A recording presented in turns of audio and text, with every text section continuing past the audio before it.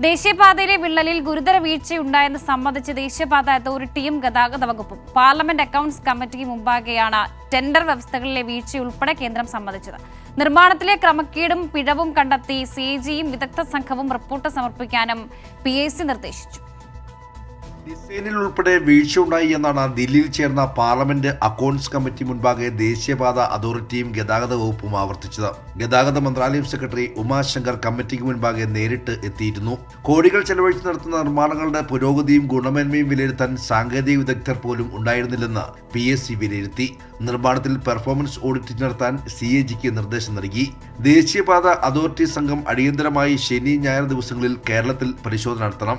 Palakkad IIT, GSI, CRRI പ്രതിനിധികളടങ്ങുന്ന സാങ്കേതിക സംഘത്തെയും സർക്കാർ രൂപീകരിച്ചിട്ടുണ്ട്. ഇവരും റിപ്പോർട്ട് കൈമാറുമെന്ന് PAC ചെയർമാൻ KC വേണുഗോപാൽ പറഞ്ഞു.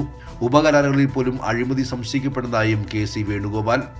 കരാറുകാരന് സബ് കോൺട്രാക്ട് കൊടുക്കുന്നതിനകത്ത് വല്ല കണ്ടീഷൻസും ഉണ്ടോ? ക്വാളിറ്റി എൻഷുർ ചെയ്യുന്ന പാർട്ട് എവിടെയാണ് ഉണ്ടാകുന്നത്? അപ്പോൾ മനസ്സിലാക്കണം, ഞെട്ടിപ്പിക്കുന്നവരും ക്വാളിറ്റി അഷ്യൂർ ചെയ്യാനായിട്ടുള്ള ഒരു ഹൈ ലെവൽ ടെക്നിക്കൽ ടീം ഇല്ല എന്നുള്ളതാണ് ഇന്ന് നമുക്ക് ബോധ്യപ്പെട്ട ഏറ്റവും പ്രധാനപ്പെട്ട കാര്യം. മലപ്പുറം കൂലിയാട് നേരിട്ട് സന്ദർശനം നടത്തിയ വിദഗ്ധ സമിതിയും കരാർ കമ്പനികൾക്ക് ഗുരുതരമായ വീഴ്ചയുണ്ടായി എന്ന് കണ്ടെത്തിയിരുന്നു.